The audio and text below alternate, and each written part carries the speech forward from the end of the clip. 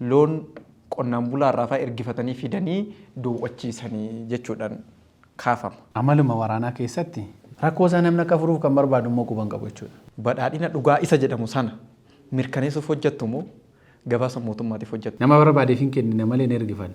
Gam tajaajila hawaasaatiin wal qabatee tajaajilli yeroo maallaqaan gurguramu jiraadhaan. Nun immoo lukaan deemnee manatti deemnee hawaasa keenya bira geenyeeti kan tajaajilu. Heddummeessuun milishaatii fi heddummeessuun gaachana sirnaa akka aanaa keessanitti maaliif barbaachise? Bu'aan inni fidee heddummaachuu maali? Birmadummaa biyyichaa dabarsanii kennanii faayidaa dhuunfaa ofiitiif jiraachuudha. Birmadummaa kaleessa karaa dabaatiin Itoophiyaan dhabde birmadummaa kana akka deeffatamuuf ati akkamitti ibsita? Akkamitti ilaalta? Gabaasni gabaasa ta'ee hafa malee hojii qabatamaadhaan waa jijjiiruu hin dandeessu. Seenessa waloo kanaan sirreessuudhaaf akka hooggansa jijjiiramaattis akka bulchaa aanaa kanaattis gaheen isin baachaa jirta maali? Nu sodaatanii otoo hin taane Oromoo sodaatanii otoo hin taane Oromoo jaallatanii akka isaan nu wajjin jiraataniif seenessa waloo irratti hundoofnee hojjechaa kan jiru ta'uu isaati.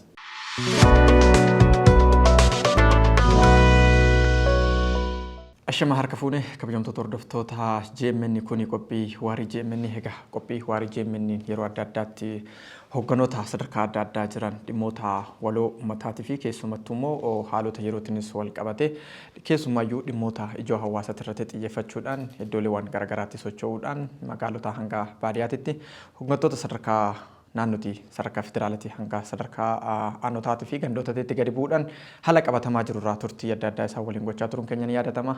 Egaa har'as kanuma fuulleeffachuudhaan gara magaalaa Shaggar imaluudhaan aanaa tokkotti kan nuti argamnu achittis egaa haala qabatamaa jirurraa bulchaa aanichaa waliin turtii kan goonu ta'a. Har'a kan argamne magaalaa Shaggar kutaa magaalaa Galaan Guddaa aanaa Daalattiittis ergaa waa malee hin argamne dhimmoota waloo hawaasaa keessumattuu dhimmoota ijoo hawaasaa ta'anirraa fi haala qabatamaa jirurraa bulchaa aanichaa waliin turtii kan goonu ta'a. Egaa qophiin kun yeroo fi guyyaa isaa eeggachuudhaan karaa foddaa Prime Televiziyoonii sanbata galgala sa'a 12 irraa jalqabuun isin biraa kan ga'u ta'a.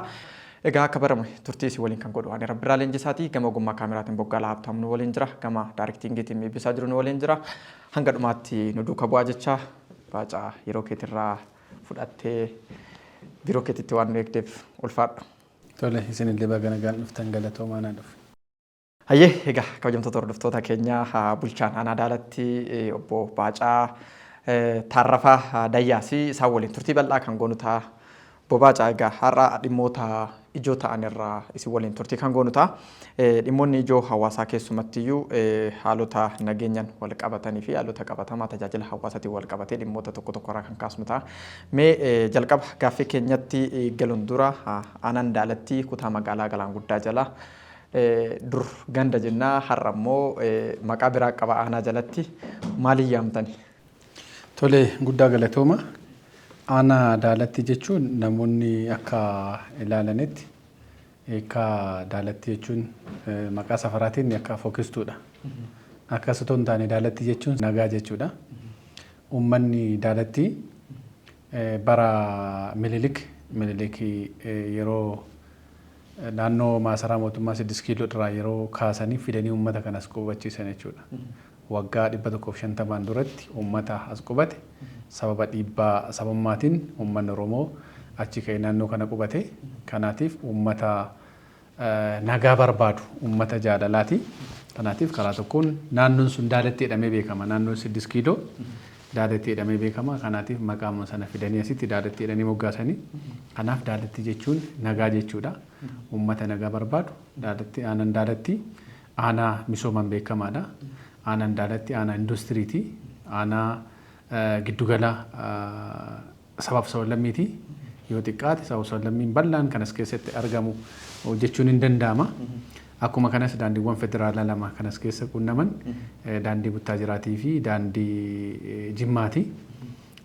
Akkuma Finfinneetti mataasaa Finfinnee kan ho'isan sabaaf sablammiin adda addaa as keessa darbaniiti gara sana kan deemanii gara fuula duraatti illee kanarratti akkamittiin giddugala gabaa uumuu dandeenya kan jedhu irratti hojjechaa kan jiru ta'e aanaan Daalatti aanaa guddoo akka magaalaa Shaggar kutaa magaalaa Galaan Guddaatti magaallis Galaan Guddaanis kan isheen qabdu aanawwan sadan keessaa ishee tokkoo fi teessumni lafaa isheellee baay'ee bareedaa hawaasaaf mijataa kan ta'e ta'udha. Kanaaf Daalattiin akka namni jedhu daalatti fokkistuu otoo hin taane bareedduu nagaadhaa fi giddugala industiriitii fi teessoo sabaaf sablammootaa kan taate jechuun ni danda'ama. Daalattiin maqaa 6 kiiloo amma jedhanii yaaman maqaa Finfinnee irraa achirraa qabattee dhuftee jechuudha yeroo shaggar hundaa'u. Hayyee ulfaadhaa mee aanaan keessan gooxilee meeqa qaba? Aanaan keenya gooxii 13 qaba. Garee misoomaa 181 qaba. Akkuma kana tokko kurnee kan jennu naannoo 171 kan inni qabu. Kanaaf baay'ina uummataa 56,000 kan inni qabu. Baay'ina abbaa warraa 11,335 kan inni qabu. Kanaatiif aanaa bal'aadha jechuudha. Naannoo industirii 161 kan inni qabu jechuudha. Mee carraa hojii uumuurraa hakaan aanaa keessan keessatti carraa hojii uumuudhaan wal qabatee keessumattuu inisheetivii mootummaan akka karoora isaatiitti qabatee keessumaa mootummaan naannoo Oromiyaa irratti hojjechaa turee fi irratti hojjechaa jiru inisheetiviidha. Inisheetiviin kun immoo inisheetivii karaaleewwan adda addaatii fi inisheetivii dhimmoota adda addaati irratti xiyyeeffate. Kana keessaa inisheetiviin akka magaala shaggarittuu inisheetiviin aanaa daalattii keessa jiru inisheetivii ijoo fi inisheetivii xiyyeeffannaan itti kennamee hojjetamaa turedha. Inisheetiviin kun immoo aanaa keessan keessatti kan inni argamu. Kanaan wal qabatee dhimmoota inisheetiviitiin carraan hojii uumuudhaaf keessumattuu inisheetiviin kun dargaggootaaf jedhameeti kan inni hundeeffame. Inisheetivii kana immoo akka odeeffannetti inisheetiviin kun irra hedduun isaa abbootii qabeenyaa xixiqqoo hojjechaa jira jedhanii kan biraa garduubaa kan itti dhufnu ta'a.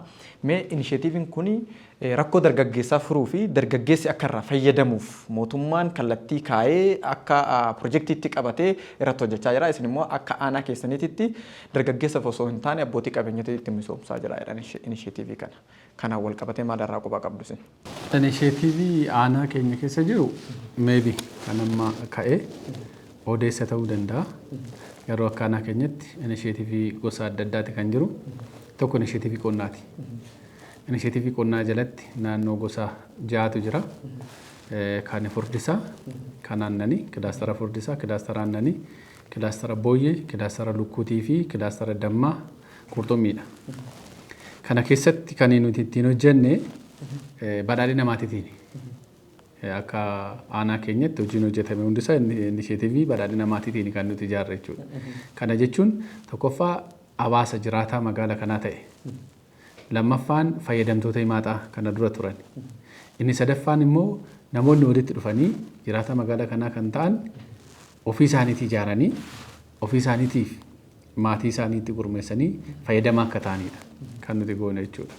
Kana jechuun immoo tajaajila akka kana dura himaaxaadhaan namni gurmaa'ee yoo hojjetu waggaa 5 ture.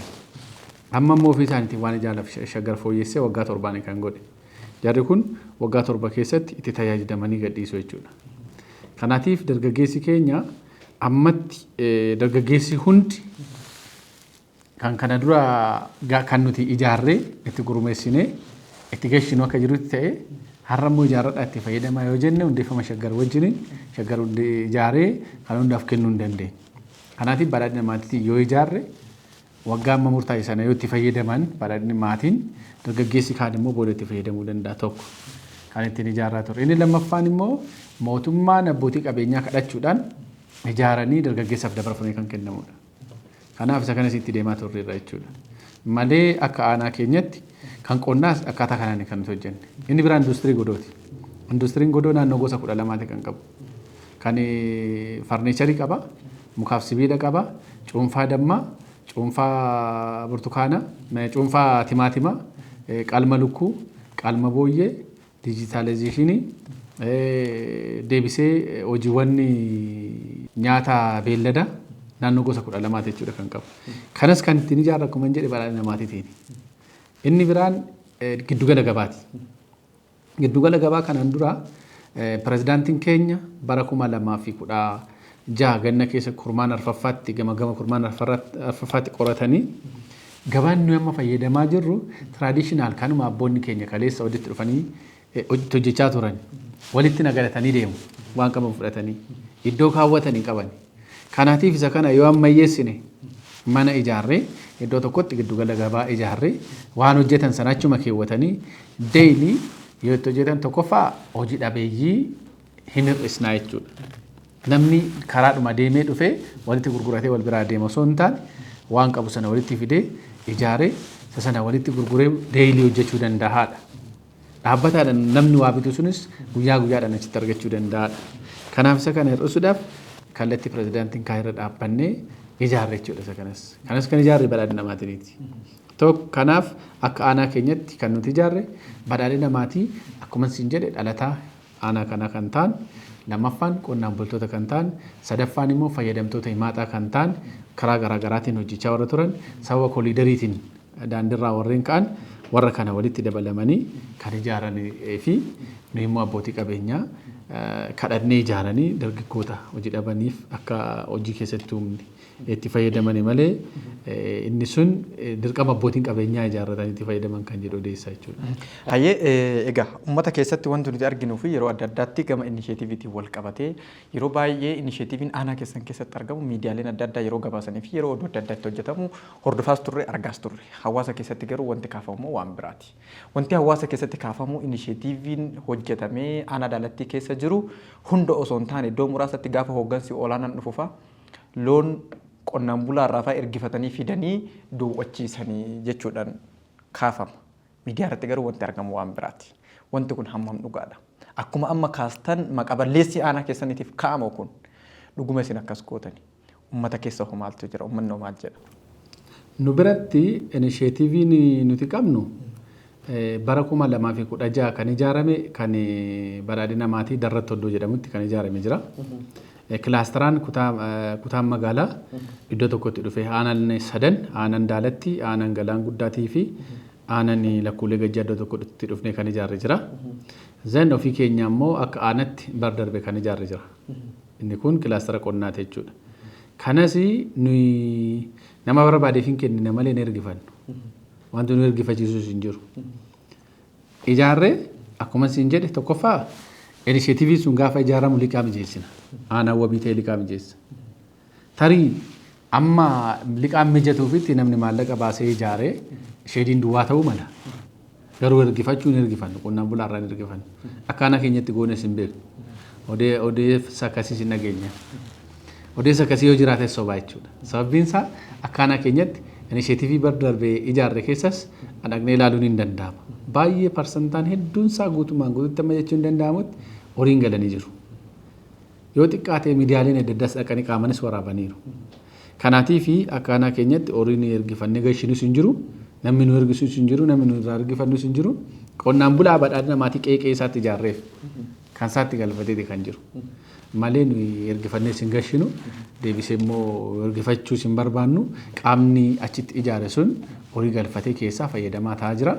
Kanaatiif faayidaadhaan bu'aadhaan madaalaa jirra malee intini akkasii hojjennee hin beeku. Akka waliigalaatti gama inisheetiiviitiin wal qabatee badhaadhina dhugaa isa jedhamu sana mirkaneessuuf hojjettu moo gabaasa mootummaatiif hojjettu? Kana gaafan isin gaafadhu yeroo adda addaatti gabaasa mootummaa qofaaf iddoo itti hooggansi hojjetu ni argama argaas turre waan ta'eef. Kana isinis irraa quba qabdu. Kana jechuun aanaa keessan keessatti gabaasaaleen akkasii ni heddummaatu jechuu koo osoo hin taane yeroo adda addaatti badhaadhina isa dhugaasaan mirkaneessu osoo hin taane warra gabaasaaf hojjetutu jira. Kun yeroo adda addaatti iddoo adda addaatti komiileewwan qabu keessaa. Ejjennoon akka aanaa keessanitti qabdan maalidha? Nuti dhaloota jijjiiramaati. Kan ni tattamannus hawaasni keenya diinagdeedhaan sadarkaa kaleessa irra turerraa amma tokko tarkaanfatee akka argamudha. Kanaaf immoo gabaasi mootummaa bu'uurumarraa inisheetiiviidhaan gabaasa hojjechuu hin dandeessu. Because maallaqa itti baay'eeti kan ijaaramu. Maallaqa itti baastee ijaartee maallaqa itti baastee itti hojjettee diinagdeedhaan jijjiirta malee gabaasa mootummaatiif hin hojjettu jechuudha. Nuyi kanan hin hojjennus. Kanaatiif akka aanaa keenyatti inisheetiivii mayyuu kallattii lamaanii kan hojjenne. Keessattuu bara 2018 mootummaan gabbuus kallattiin lamaan tokko kilaasteraan. Inni lammaffaan badhaadhina maatiiti. Parsantaan 90, parsantaa 60, parsantaa 100 keessaa 60 badhaadhina maatiiti. Parsantaan immoo 40 kilaastera. Badhaadhina maatii namni kamiyyuu qeeqee isaa irratti qonnaan bulaan keenya lafa qabu irratti inisheetiivii akka ijaarratu. Lafuma isaa irratti. Kanaa dura hin baramne. Hojjeta samaa asin turre. Kanaatiif qeeqee isaa irratti ijaarratee gosa hojii barbaadu akka hojjetu. Gosa nama jedhe sanaa jahaanii ni qabna jechuudha. Furdisa qabna, aannan qabna, lukkuu qabna, qurxummii qabna, damma qabna. Booyyee dabalatee. Kanaatiif badhaadhina maatii qe'ee isaa irratti namni ijaarratee kan fayyadamu jira jechuudha. Inni kunis qabatamaadhaan jira. Inni lammaffaan immoo kilaasteraan ijaarree kan fayyadamu kan hojjennu jira jechuudha. Kana lamaan isaayyuu gabaasni gabaasa ta'ee hafa malee hojii qabatamaadhaan waa jijjiiruu hin dandeessu. Bara darbee sin gabaastaa bara dhufu sin gabaastaa jijjiiramni hin jiru jechuudha. Nun immoo jijjiirama bu'uuraa fiduu kan dandeenyu, gabaa tasgabbeessuu kan dandeenyu, dargaggeessa tasgabbeessuu kan dandeenyu yoo jijjiirama bu'uuraa fiduu dandeenyudha. Kanaaf akka keenyatti jijjiiramaaf dinagdeedhaan hawaasni keenya ka'uu danda'uuf hojjenna malee gabaasaaf hin hojjennu. Hayyee mee gama inisheetiiviitiin wal qabatee keessumattuu carraa hojii uumuu fi hojii dhabdummaa hir'isuudhaan wal qabatee mootummaan imaammata gama siiqqee baankiitiin gabbuusee irratti hojjechaa turetu jira. Isinis akka aanaa keessaniitti keessumayyuu immoo aangoo hoogganaa aanichaatiif kennamellee ni qaba. Aangoon kenname kuni dargaggoota kanaaf bakka bu'uudhaan dargaggoota hojii keessa jiran mallatteessuu fi akka danda'uu fi karaa siiqqee baankii haalli akka mijatuuf mootummaan imaammata gabbuusee irratti hojjechaa jirutu jira. Kanaan wal qabatee egaa hanqina keessan qofaa miti kan kaasnu cimina keessanis iddootti kaasnu argina. Aanota jiran keessaa aanaa keessan keessatti dargaggoota hedduun karaa baankii siiqqee liqeeffatanii akka isaan hojiitti galan akka isin mallatteessitaniif odeeffannee jirra. Kanaan wal qabatee dargaggoonni kun hangam hojii isaanii dookumentii isaaniitti isin amansiiseeti moo propozaala yookiin pirojektii sana hojjechuudhaaf propozaalli isaan qopheessanii fidantu isin amansiiseeti moo bifa kamiin kan isin dargaggoota hedduudhaaf mallatteessitanii hojii keessa akka jiranillee odeeffannee jirra waan ta'eef iddoo adda addaatti immoo hanqinoonni kun akka jiru kaafamu. Aanaa keessan keessatti garuu hanqina kanan argine karaa siiqqee baankii tajaajila gahaa akka argachaa turan kaasaa turan. Kanaan wal qabatee maal kaastu isin? Nu biratti jalqaba dargaggeessi nuti mallatteessinuuf dargaggeessa bakka hojii qabu yoo ta'edha. Bakka hojii erga mijeessinee booda propozaala hojjennaaf hin gurmeessina. Ulaagaa keessa darbuu qabu hunda keessa hin dabarsina. Zeen waliigaltee iddoo hojii qabaata. Waliigaltee iddoo hojii sana nu wajjin manni qopheessaatii fi waajjirri carraa hojii uumu waliigaltee iddoo hojii sana hin kennaaf. Erga kennee fi biizinas pilaanii hojjechiifatee fida. Biizinas pilaaniin isaa sun hojiin hojjetu wajjin kan walgitu yoo ta'e, humna isaa wajjin kan walgitu yoo ta'e, isa booda mallatteessinaaf jechuudha. Baankii siinqee wajjinis waliin dubbanna. Tokkoffaa kana dura jilmaan qabnu jira. Bara 2009 yaadattoo ta'e dargaggeessi baay'een kollaateraalii malee mallattaa'ee fi maallaqa fudhatee bade. Isa bara darbe akka magaalaa Shaggaritti gara miliyoona 130 ol bulchiinsi magaalaa Shaggar ofiif kaffale. Akkaanatti miliyoona 4 ol kaffallee nuti. Kanaatiif rakkoon akkasii akka hin uumamnee fi nuun dargaggeessi sun dargaggeessa hojjechuu danda'u. Dargaggeessa boru ofii isaatii hojjetee dargaggeessa biraatiif hojii uumuu danda'u. Boru ba'aa nurratti ta'ee nu kafalchiisu ta'uu hin taane. Dargaggeessa kana orreenti goonee amansiisnee lafa hojii mijeessinee fi halkanii guyyaa deeggarsaaf hordoffii ergee goonee boodatti dargaggeessa sanaan mallatteessina. Maallaqa saniin fudhata nus hordoffii goona jechuudha erga maallaqa fudhate. Maallaqa jalqaba parsantaa 60 kan gadhiisnuuf baankii wajjin dubbanne. Parsantaa 60 sanaan maal hojjete kan jedhu hordofna. Parsantaa 60 sanaan horii galchee yookiin maashina galchee waan ittiin hojjechuu qabu sana erga hojjete baankiin dhaqee ilaala cheek goona isa booda maallaqa guutuu gadhiisnaaf jechuudha hojiitti akka galu. Kanaatiif namni sun illee ittiin qoramu. Hojii sanaanis hojjetee ofiis jijjiiree nama kan biraas jijjiiruu danda'a. Kanaatiif deeggarsa keenya hordoffii keenyaa fi deebisee namoonni sun kan hojjetanii deebisan ta'uusaa hubannee adda baafannee dargaggeessa orienteeshinii kennineet akka hojii kanaan hojjetan goona. Hanga ammaatti waldaaleen meeqa hojiitti galanii jiran maallaqa fudhatanii? Naannoo waldaa 54ti. Waldaalee 54 kun liqeeffatanii hojii keessa galanii hojii keessa jiru.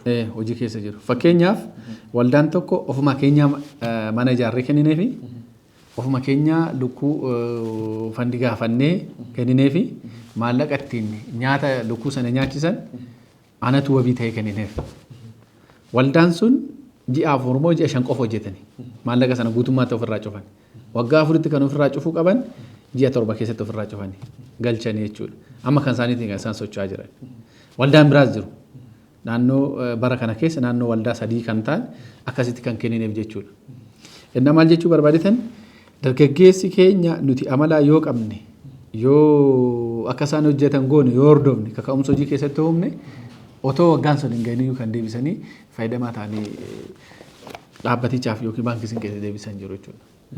Hayyee mee akkuma dargaggeessa hanga tokko hojiitti galchitanii hojii keessa jiruu fi dargaggeessi isin hojiitti galchitan akkuma isin galateeffachaa jiru dargaggeessi immoo isin komatus ni jira. Keessumayyuu hanga sadarkaa waraqaa eenyummeessaa argachuu dadhabuutti yeroo itti komatamutu argama dargaggeessi. Mee gama waraqaa eenyummeessaatiin wal qabatee tajaajila waraqaa eenyummeessaatiin wal qabatee wanti addatti dargaggeessa simachuudhaaf isin keessumayyuu dargaggeessi bifaalee adda addaatiin yeroo ammaa kana sadarkaa itti hojii dhabdummaan babal'achaa jiru keessa kan jiru. Kanaan wal qabatee dargaggeessi hedduu hojiitti galchatanii arginee jirra nus. Haa ta'u malee hanqinoota guddaatu jira gama dargaggeessa gara hojiitti galchuutiin wal qabatee. Garuu hojiitti galuufiyyuu dargaggeessi hedduun immoo rakkoo waraqaa eenyummeessatu akka qabu kan inni komatu yeroo adda addaatti akka aanaa keessaniititti. Kana wanti haalli addaa isin dargaggeessaaf keezii addaa gootanii qabattanii haala mijeessitanii maali? Waan kana wanti gaafadhu lafeen dugdaa biyya kana dargaggeessa waan ta'eef dursi kan laatamuu fi qabu lafee dugdaa biyya kanaa ta'e hanga jirutti dargaggeessaaf ta'uu qaba jennee waan amannuuf. Dargaggeessi aanaa keessan keessatti immoo yeroo itti ajandaa siyaasaa qofaaf nu barbaadan nu yaamullee iddoo itti jedhee isin komatu ni jira dargaggeessummaan isin jala jiru. Ajandaa qofaaf yaamamna yeroo itti jedhamu ni jira. Dargaggeessi akkaataa barbaachisummaa isaatiin muudamni illee kennamu yeroo itti jedhee komatu ni jira. Dargaggeessi tola ooltummaa isin waliin hojjechaa oolu tajaajilawwan hawaasaa adda addaa kennaa oolu yeroo itti komatu argina.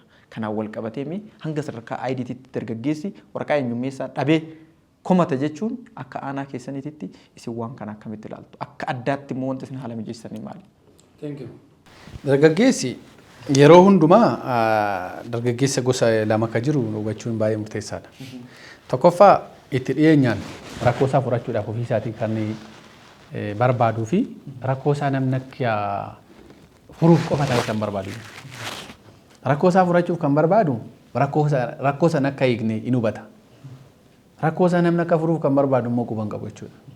Kana jechuun maal jechuu barbaadetanii akka aanaa keenyatti sababa waraqaa eenyummaatiif dargaggeessi hojii dhabdummaa keessaa bahee gara hojiitti galuu dhibeen jiru. Because nun kutaa magaalaa wajjin dubbannee shaggar wajjin dubbannee waraqaa eenyummeessaa dijitaalatti jijjiirameera amma waan ta'eef rakkoo kanaaf jecha hojii dhabdummaan akka hin babal'anne mana maree maaxatiin murteessine. Mana maree kaabinee fi mana maree maaxatiin kan waajjira carraa hojii uumuu namni sun gurmiidhaaf joodhuuf 3 haa ta'u 4 haa ta'u waajjira carraa hojii uumuu xalayaa barreessee fi mana qopheessaatti isa booda waraqaan eenyummaa kan waggaa tokko kan ji'a ja'a yoo jenne otoo piroosesii adda addaa godhu jalaa dhumuu danda'a. So kan waggaa tokko kan hojii tajaajila hojii dhabdummaa keessaa bahee akka hojii gurmiidhaaf kan isa tajaajilu kan waggaa tokko akka fudhachuu danda'u qaboo yaa'ii qabannee mirkaneessineerra. Isa kana mirkaneessinee hojii dhabdummaa furree jirra. Dargaggeessi kana dhufee sababa hojiitiin dhabe jedhu yoo jiraate sirriidha nu bira rakkoon jira. Rakkoo kana immoo nuyi bu'uura irraa akka furamuuf akkuma kutaa magaalaa keenyatti mari'atameeti kan itti deemnu. Aanaa kana qofa otoo hin taane kutaa magaalaa keenyaa hundumsa kanaan itti deemu waanonni sadaniyyuu. Kanaatiif nuni mari'annee manni maree maaxaa manni maree kaabinee kana mari'annee rakkoo kana furree jirra. Tootaalii sababa kanaatiif namni hojii dhabee hin jiru jechuudha. Inni kan biraan immoo dargaggeessi dhufee gaafatee dhabee hin jiru. Akkaanaa keenyatti dhufee kan gaafatee kan dhabee hin jiru. Dijitaala gochuun immoo ulaagaa mataa isaa danda'e qaba. Kan dijitaala shaggar irratti mari'atee wantoota kana dura murtaa'an irra akkamittiin qonnaan bulaan mataan isaa qonnaan bulaan aanaa keenyaa qonnaan bulaa ta'uun isaa mirkanaa'ee bulchaan aanaa xalayaa barreessinaafin waajjira galmeessa ragaa siviiliitiif kennamaafii jira. Kennamaafii jira jechuudha. Kanaatiif isaan qonnaan bulaa mana qonnaan bulaa kireeffatanii kaartaa qofaanii miti jechuu barbaadeen kan kennamu. Mana qonnaan bulaa kireeffatanii jiru taanaan qonnaan bulaan isaan hin dhoowwatu. Maybe rakkoo waliigalaatiif hubannoo waliigalaa hin jiraata. Iddoo itti dhoowwatu hin jiraata. Waraqaa dijitaalaa dhabuun ulaagaa dhaabbata irra kaa'amee hin jiraata. Inni kun immoo waan lamarraa ka'a tokko wal hubachuu dhabuu. Lammaffaan odeeffannoo gahaa dhabuu. Kun rakkoon kun jiraachuu mala. Inni biraan akka kutaa magaalaa keenyatti dargaggeessa aangootti kan fedhe hin jiru. Hundeeffama shaggariyaas nama 60 ol kan muudame. Dargaggeessi kun aanaa keenya keessa kan bahe. Yoo xiqqaate alana bara kana qofa riiformii alanaa irratti nama 6 oltu aanaa kana keessa muudame. Kana jechuun dargaggeessa akka aanaa daalattiitti qabnu yookiin kutaa magaalaa galaan guddaa qabu hunda si'a tokko muudamatti fiduu hin dandeenyu. Muudamatti fiduudhaaf ulaagaa mataa isaa danda'e qaba. deebisee bakka duwwaa qabaachuu qabna. Kanaaf immoo yeroo isaa eegee aangootti hin dhufa. Akka kutaa magaalaa keenyatti akka aanaa keenyatti aangootti kan fidaa jiru hin jiru. Aangoo sadarkaa asii qofa otoo hin taane immoo sadarkaa aanaadhaa gadiittis aangoo guddaa kan of harkaa qabu dargaggeessa. Itti siyaasa qofaaf ittiin fayyadamnu nuti. Faayidaawwan jiran hundayyuu dursa kenninaaf. Fakkeenyaaf bara kana qofa ji'a adoolessaasitti nama 80 ijaarree kan ofii keenya mana kenninee fi lukkuu kenninee fi hojii akka argatan kan goone. Dhiiraa fi dubartii isayyuu walqixa. Saala walqixa goone akka isaan fayyadaman kan goone jechuudha. Lukkuu qofa irratti kan nuti gurmeessinee gashine. Kanaatii fi hojii carraawwan jiran hundumatti fe'uu buusuu irratti, taaksii irratti, taaksii kabachiisuu irratti, paarkingii irratti, carraa qabnu hundumaa irratti dargaggeessa kan fayyadamudha jalqaba kan kenninu. Ammoo too dargaggeessa sana fiddee ana fuulduratti dubbiste dargaggeessa fayyadamaa jiru kan komii kaasu. Fayyadamaa kan jiru garuu iddoo nama sadiitti fayyadamaa kan tokkoyyuu miti lama sadiitti fayyadamaa kan jiru garuu komataa kan ta'e. Kanaatiif rakkoo kana hundumaa immoo rakkoo dargaggeessaa hunda furree irraa hojjenne furre. Baay'een dargaggeessi qabu kaane rakkoo waliigalaa hundeeffama shaggar irraa yeroo dhiyoo hundaa irraa kaasee akkuma kana immoo kana dura yaadattoo ta'e keenteerii naannoo sheedii 296 kan diigne sababa koliidariitiif. Sababa sanaan immoo dargaggeessa sanaaf deebisnee sheediiwwan sana ijaarree bakka hin buusne. Kanaan otoo nu komatanii fudhanna. Kanaan otoo nu komatanii fudhanna. Warri sheedii jalaa diigne sun bal'aansaa baay'eensaa deebisnee ijaarree hin qubsiisne. Warri kun rakkoon kun hin jira. Kanaatiif rakkoon nuti fudhannu jira kan ofii keenyaaf furuu qabnu yeroo yeroodhaan hawataan furaa kan jiru. Garuu immoo rakkoo waliigalaan dunuunfatee komii hamaadha jedhamee ka'u akka aanaa keenyatti bal'inaan hojjechaa waan jirruuf kan akka hubatamu barbaade. Hayyeeme gam tajaajila hawaasaattis deebisa. Tajaajila hawaasaatiin wal qabatee aanaan daalatti gandoota baadiyyaa hedduudha kan qabu. Magaalli Shaggar yeroo hundaa'u gandoota baadiyyaa dabalatee kan hundaa'e yoo ta'u akkasuma aanaan keessanillee gandoota baadiyyaa of jalaa qaba. Gandoota baadiyyaa bal'aa qabu kana keessatti hawaasni keenya keessumattuu qonnaan bulaan tajaajila itti dhiheenya akka argatuuf gadi buustanii wanti isin hojjechaa jirtan maaliin? Moo tajaajilaaf gara aanaa daalatti dhufa magaalatti qonnaan bulaan keenya? Aanaan daalatti ganda baadiyyaa hin qabnu xiqqoo lafa muraasa inni kan qabnu xiqqoo asii garanarraan isa ana sabbataa ana kutaa magaalaa sabbataa ana caffee irratti kan cite amma ammaatti murtoofne gaaffii keessa jira. Uummanni asirraa lafa gara baadiyyaatti qabu ana sabbataa kutaa magaalaa sabbataa ana caffeetti cinnaan uummanni bal'inaan immoo as keessa jiraata iddoo lamatti hin cinnu as deebina kan jedhu gaaffii yeroo dheeraa gaafachaa ture. Yeroo darbee bulchiinsi magaalaa Shaggar mari'atee koordineetiin fudhatamee murteerra jira murtoof komiin jiru kan isaati. Kanarraa kan hafe asitti kan hundaa'e ganda duwwaa lamaa fi ganda duwwaa jaha. Ganda duwwaa lama duraanirraa haafiin fudhatame asitti kan dabalame akkuma kana immoo ganda duwwaa jaha duraanirraayis xiqqoo kan aanaa caffeetti kutaa magaalaa sabbataatti kan citeerraa kanaaf asidha kan jiru ganda lamaan jechuudha. Kanarraa kan hafe gandi kullachuu magaalaa isaan hundayyuu akkaataa barbaachisaa ta'een giddugaladha isaaniifis iddoon itti tajaajila argatanii eeviin dammoo nuus gabbuune manneen barnootaa bu'uura boruu akka wal ga'uuf hojjechaa jirra daandiin akka wal ga'uuf hojjechaa jirra kanarratti komiin bal'aan hin jiru. Haa ta'u mee gam tajaajila hawaasaatiin wal qabatee tajaajilli yeroo maallaqaan gurguramu jira jedhan waan kanarraa quba qabdu keessumattuu iddoo hundattuu osoo hin taane darbee ni mul'ata jedhan.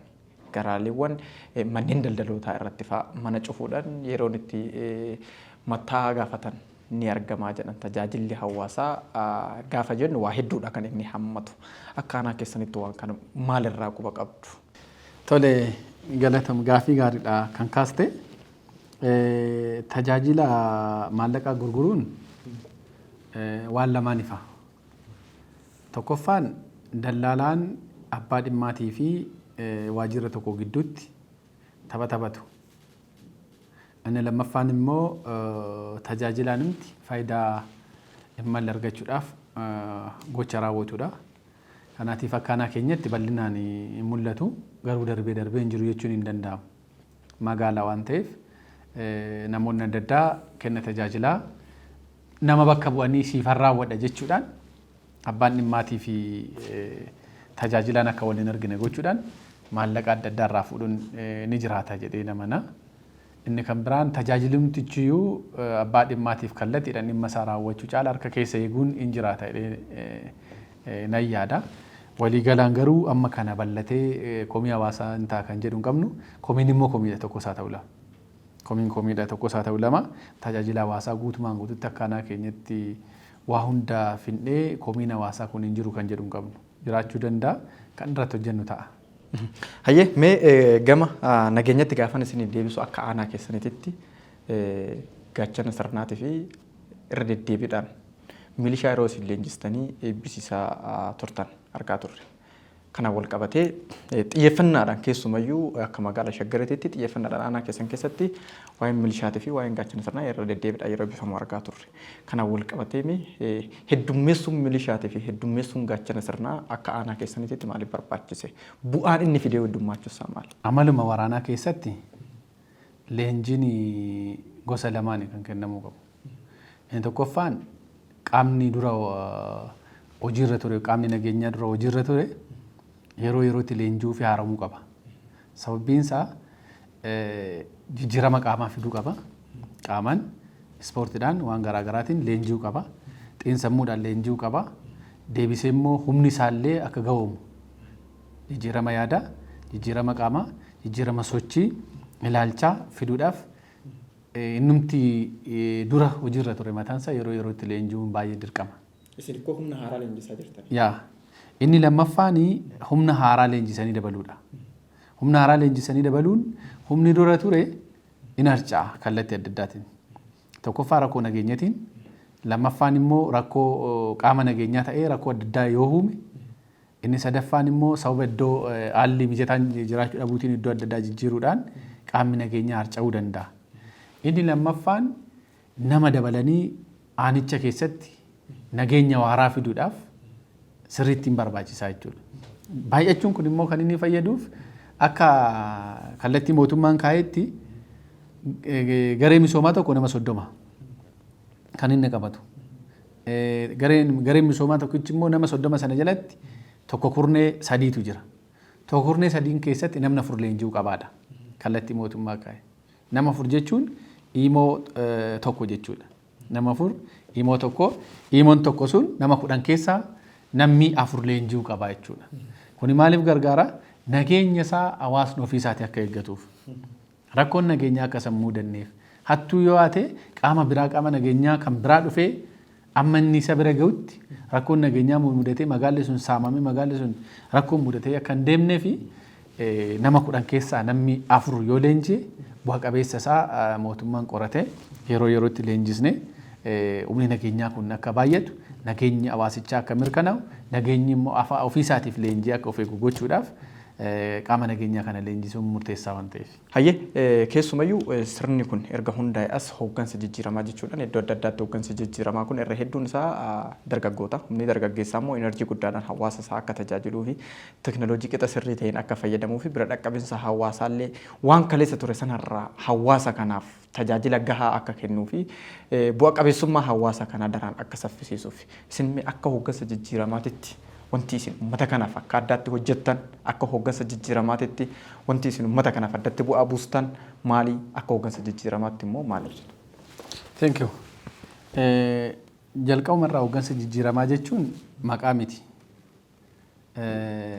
Sirna kaleessa ture deebisee tajaajila kaleessa ture akkaataatti kaleessa hawaasni kun itti baree fi hooggansa itti ilaalu isa kana jijjiirama bu'uuraa fiduudhaan hawaasa kanaaf jijjiirama fuulaan fuulatti mul'atu jijjiirama argamuu danda'u jijjiirama qabatamuu danda'u jijjiirama beekamuu danda'u fiduu jechuudha. Kanaatiif tokkoffaan wanti nuti hawaasa keenyaaf jijjiirre qorqalbii isaa kaleessa cabaa ture tuffatamaa ture miidhamaa ture gadi qabamaa ture tajaajila argachuu qabu karaa qixaa fi sirrii ta'een akka inni argatu gochuudha. Kaleessa hawaasni keenya tajaajila argachuudhaaf waa kenneeti. Harkaan deemii lukaan qofan deemnee jedhama. Nun immoo lukaan deemnee manatti deemnee hawaasa keenya bira geenyeeti kan tajaajilu. Kanaatiif inni jalqabaa yaadaan approachii ittiin hawaasa keenya simanne hawaasni keenya afaan beekuun gaafatee waan gaafate sanaan otoo hin deddeebiin tajaajila gaarii akka hin argatu gochuudha. Inni lammaffaan waan jalqaba irratti kaafte hojiin nu hojjennu gabaasaaf otoo hin taane hojii qabatamaa hawaasichaaf jijjiirama fiduu danda'u hawaasa wajjin mari'annee hojjenne. Kana dura hojiin hojjetamu hawaasa mari'atamee otoo hin taane yoo barbaade hojjetamee yoo barbaade hawaasni akka barbaade ta'eeti kan hojjetamaa ture. Amma hojiin hojjetamu hawaasa mari'atamee waan ana sitti himu kana ana caalatti hawaasni hojii hojjechaafii jiru sitti hima. Ana caalatti sababbiin isaa waan hojjennu waliin beekna jechuudha. Waan akka ana keenyatti hojjennu waan hojjetames waan hojjetamuuf jirus waan hojjechaa jirrus hawaasichi hin beeka jechuudha. Kanaatiif tokko itti dhiyeenyaan hawaasichaaf waan qabatamuu danda'uu fi boru dhalootaaf darbuu danda'u waan qabatamaa hojjechuudha. Inni lammaffaan qorqalbiin hawaasa kanaa kaleessa cabe akka fayyu goone xiinsammuunsaa akka deebi'ee boqotu goone hawaasicha jabeessaa deemuudha. Inni sadaffaan hawaasicha wajjin mari'annee waan hojjennu hundumta hawaasichi beekee itti amanee kan kooti jedhee dubbachuu akka danda'utti hawaasa wajjin mari'annee amansiisnee waliin hojjechuudha. Kanaatiif inni bu'uuraa isa kana hooggansi jijjiiramaa jijjiiruu kan danda'uuf kan duras jijjiiraa kan ture. Jijjiirama akka biyyaatti dhufes kanaani kan hawaasni fudhate. Sila akka amma gaafa manni diigamu, gaafa daandiin bahu, gaafa koolidariin hojjetamu, hawaasni waan gammadeef, waan itti amaneef, waan kan kooti jedhee beekeef, waan hubateef gaafa alaa warri wacan hawaasni callisee misooma isaa hojii isaa kan hojjechaa jiruuf. Kanaatiif jijjiirama jechuun hooggansa jijjiirama jechuun hawaasa kana sadarkaan kaleessa turerraa tarkaanfii tokko fuulduratti butu waan hawaasni beeku sana hawaasa wajjin mari'atanii hojjechuu waan mul'ata hawaasichaaf galmeessuu jechuudha. Kanaatiif hooggansa jijjiiramaa jechuun kan ittiin nuti amannee fudhannu tajaajila hawaasaa ta'uu keenya. Kaleessa warri ture dura taa'aa hawaasaati kan inni ittiin beeku. Nu immoo dura taa'aa hawaasaatiin otoo hin taane tajaajila yookiis immoo hojjetaa hawaasaati. Hojjetaan mana dhaqee yookiis iddoo isaan barbaadanitti yeroodhaan argamee guyyaa isaa yeroo isaa kabajee fi hawaasa sanaaf tajaajila inni barbaadu kennuudha. Kanaaf nun akka keenyatti akka hooggansa jijjiiramaatti akka aanaa keenyattis inisheetiiviiwwan hedduu isaanii akka aanaa keenyatti hojjenneerra, manneen barnootaa hedduu akka aanaa keenyatti hojjenneerra, daandiiwwan hedduu hawaasa wajjin mari'annee iddoowwan pilaaniin magaalaa tuquu danda'u hawaasa wajjin itti deemneerra rakkoowwan hawaasa kana hedduu isaanii kan furre qaama kana qofa miti. Waajjira bishaanii naannoo waajjira bishaaniitti rakkoowwan gurguddaan turaniiru. Waliin mari'anneeti waajjira bishaanii aanaa keenya jala hin jiru, nu jala hin jiru, kutaa magaalaa jalas hin jiru, shaggari kan hoogganu. Nun garuu waajjira bishaanii wajjin waliin mari'anneeti kan rakkoo hawaasaa furaa jirru. Waajjira ibsaa rakkoo ture ji'a tokko dura OBN dhufee waraabeera rakkoo ibsaa. Nuni gara amma hooggansi iddoo sana jiruun ka'ee qaama amma dhufe wajjin teenyee mari'anneeti. Waliin hawaasa keessa deemnee halkan sa'aatii tokko, sa'aatii lama, sa'aatii sadiitti deemnee rakkoon hawaasaa sana akka furamu goone jechuudha. Kanaaf waliigalaan qaama sadarkaan jiru hundumaa wajjin opiiniin taanee waliin mari'achuudhaan rakkoo hawaasaa furuudhaaf jijjiirama yaadaa, jijjiirama dinagdee, jijjiirama siyaasaa fiduudhaaf hojjechuu jechuudha. Mee hooggansa jijjiirama keessumayyuu seenessa walootiin wal qabatee seenessa waloo gaafa jedhamu sadarkaa jechaa qofatti osoo hin taane sadarkaa gochaatiin gabbu'amee akka irratti hojjetamuuf seenessi waloo kun kaleessa hooggansi jijjiiramaa kuni waan kana kaleessas irraa quba qaba jenneeti kan nuti amannu. Uummanni kun keessumattuu wal dhabdeen Itoophiyaa yoo dudduubatti deebinee kalaallu ta'e wal dhabdee seenessa waloo qabaachuu dhabuuti. Seenessa qeenxeetiin waan tureef seenessa waloo kanaan wal qabsiisee kaleessa cabiitiin uummata Oromoo keessumayyuu dhimmoota seenessa walootiin wal qabatan kana seenessa qeenxee uummata Oromoo irratti seeneffamaa ture wal qabatee uummanni kun saayikooloojikaalii xiinsammuu akka miidhamu irratti hojjetamaa ture. Har'a immoo isin akka aanaa keessanitti aanaa daalattii keessatti aanaan daalattii galaan guddaa magaalaa Shaggar keessatti kan argamu iddoo ookittiin aanaa sabaaf sablammiin garaagaraa keessa jiraatan.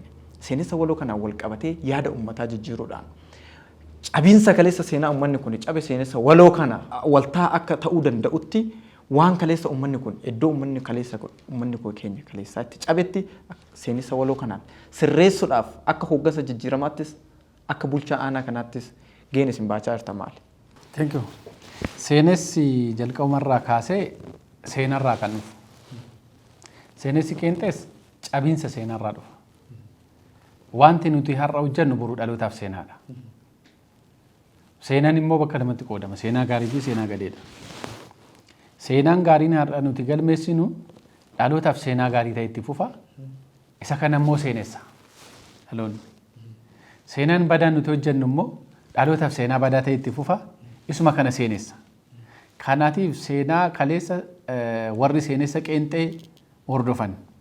Afaan koo malee, aadaa koo malee, eenyummaa koo malee, ana malee kan barate, ana malee kan beeku, ana malee kan hoogganu, ana malee kan jiru biyya kana keessa hin jiru jechuudhaan anatu sii beekadhaan uummata keenya cunqursaa garbummaa waggaa 150 keessatti akka hafu kan godhe isaan jechuudha.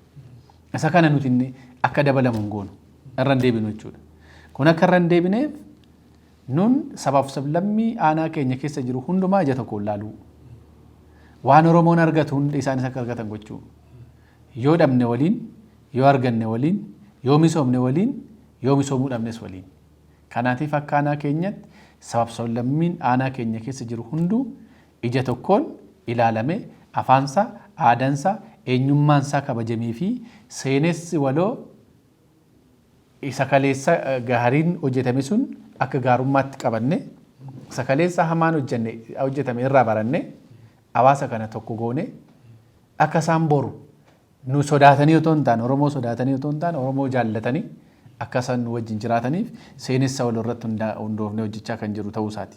Kanaatiif seenessi waloos isa kana kan inni barbaadu.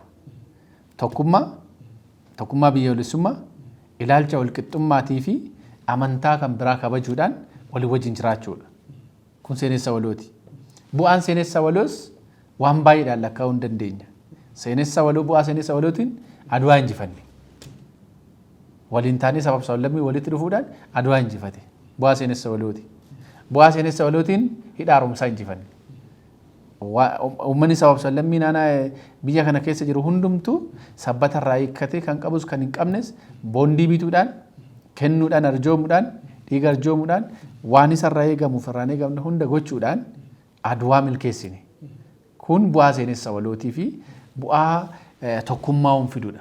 Kanaatiif seenessi waloo kan nuuf namni kamiyyuu ilaalcha tokko aadaa garaagaraa qabaachuu danda'a, afaan garaagaraa qabaachuu danda'a, amantaa garaagaraa qabaachuu danda'a. Garuu ilaalcha biyyoolessummaatii fi ilaalcha namni kamiyyuu akka kan kootti nama jennee yaaduufiidhaan seenessa waloo kana qabannee akka aanaa keenyattis kan nuti qabannee deemaa jirru kanaan. Sabaaf sablammiin wanti akka Oromootti nurraa eegamu jira. Wanti immoo isaanirraa akka sabaaf sablammiitti eegamu jira. Akka abbaa biyyaatii fi akka Oromootti garuu sabaaf sablammii kamiyyuu dandeenye seenessi qeenxeen kaleessa hawaasa keenya qoqqoodee biyya keenya gara hin taanetti ta'uu sun hafee seenessa waloo galmeessuudhaaf halkanii guyyaa kan irratti hojjennu ta'uu isaa. Hayyee ulfaadha gama gaaffii dhimmoota aanaa keessan ilaallatan keessaa gaafan bahu. Akka waliigalaatitti akka hooggansa jijjiiramaattis ta'ee akka hoogganaa aanaa tokkottis akka dargaggeessattis si gaafadha waan kana. Keessumattuu yeroo ammaa gaaffiin biyyaalessaa akka mootummaattis ta'e akka uummataatti gaafatamaa jiru dhimma hulaa galaanaati. Dhimma hulaa galaanaatiin wal qabatee akka hooggansaatti keessumaa akka hooggansa jijjiiramaatti birmadummaa kaleessa karaa dabaatiin Itoophiyaan dhabde birmadummaa kana akka deeffatamuuf ati akkamitti ibsita akkamitti ilaalta akka uummata bulchituu kanaatittis uummata kanaaf hubannoo akkamitti kan uumtu. Dhimma hulaa galaana irratti dhimmoota nama sii kaase lamman of keessaa hammata. Sabaaf sablammiin wajjin jiraannus kana qaba. Tokkoffaan dhimma Adwaadhaan garaagarummaa hin qabu. Birmadummaa biyyaati. Deebisee hidha haaromsaatiin garaagarummaa hin qabu. Birmadummaa biyyaati. Otoo gaafa Adwaa sabaaf sablammii waliin ta'eetti duuluu baate kan du'e kan hafe har'a birmadummaa argachuu hin danda'u. Garbummaa fi koloneeffannaa biyya biraa keessa jirraa jechuudha. Afaan har'a dubbannu kana dubbachuu dhiisuu dandeenya. Sabaaf sablammiin har'a wal lollus jiraachuu dhiisuu dandeenya. Bittaa garbummaa jala jirraa jechuudha. Kanaatiif tokko taanee in lolle inni injifanne kan itti wareegamu wareegame kan itti madaa'u madaa'e kan itti du'u du'e dhaloota hafeef seenaan galma'ee biyya Itoophiyaa Afrikaa keessaa biyya nageenyi ishii kabajamee fi kolonii jala hin galle taanee jirra. Hidha haaromsaas Itoophiyaan ofii kootii of danda'een lammii kootiin ogeessana injinariinana maallaqni kan kooti jedhee gaafa itti galu otoo guyyaa tokkoof duubatti deebi'ee maallaqa alaatiin hojjetameera ta'e birmadummaa amma jennu kana akka addunyaa irratti dhageenyu akka addunyaan kan kaleessaa caala dhageetti gurra keenyatti gara keenyatti qabdu akka nu leellistu hin taanu turre. Kanaatiif innis garbummaa tokko ture. Kana keessaas kan ittiin baane dhimma eenyummaa biyyoolessummaa waan ta'eef. Dhimmi ulaa galaanas kanaan wal qabata. Dhimmi ulaa galaanas kaleessa dabarsanii warri kennanii waan lamaaf ta'uu danda'a. Tokkoon sodaa ta'uu danda'a. Yeroo sanatti umurii aangoo koo dheereffadhaa nama kamiiniyyuu lolu waliin tuttuquuti umurii aangoo koo dheereffadheen amma baran jiraadhutti faayidaa isaa dabarsee yookiin gurguree yookiin kenneen taa'aadha. Inni kan biraan immoo birmadummaa biyyichaa dabarsanii kennanii faayidaa dhuunfaa ofiitiif jiraachuudha. Kan agarsiisu. Har'a garuu maybe kan duu jiraachuu mala. Kan wareegamu jiraachuu mala. Kan madaa'u jiraachuu mala. Rakkoon uumamuu danda'a. Dhimmi ulaa galaanaa garuu rakkoon fedhe yoo uumame birmadummaa Itoophiyummaa waan ta'eef aarsaan kaffalamu kamiyyuu kaffalamee dhaloota boruutiif dhimmi ulaa galaanaa gaafii hin qabu jechuudha. Itti deemuu danda'utu irra jiraata Itoophiyaa. Gaafachuu danda'utu irra jiraata Itoophiyaa. Muummeen ministeeraas gaafataniiru. Paarlaamaa irrattis gaafataniiru. Karaa garaagaraas gaafataniiru. Xalayaa adda addaas galchaniiru. Gaafiin gaafatame gaafii lama. Tokkoffaan barbaachisaa yoo ta'e karaa nagaatiin jaarsummaadhaan nuufi taati karaa nagaatiin ulaan galaanaa nuufaa kennamuudha. Yoo hin taane garuu Itoophiyaan wareegama kamiyyuu kaffalte dhaloota dhufuuf ulaan galaanaa ishee barbaachisa waan ta'eef haa kennamuudha. Kun lamaan dirqama ta'a jechuudha. Yoo karaa nagaa ta'e namni kamiyyuu karaa nagaa kan jibbu hin jiru waan ta'eef karaa nagaa akka biyya keenyaaf kennamu barbaanna.